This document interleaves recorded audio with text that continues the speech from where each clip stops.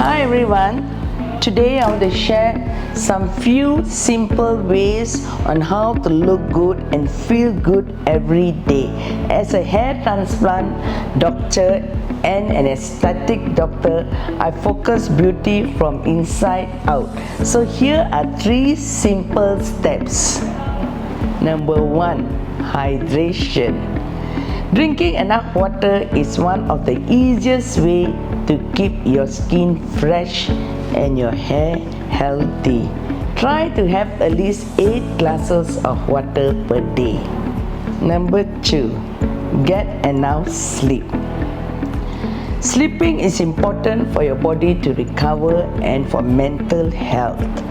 Aim to have 7 or 8 hours of good sleep and you will definitely feel the difference. Number 3, take short breaks. With our busy schedule, it's easy to feel stressed.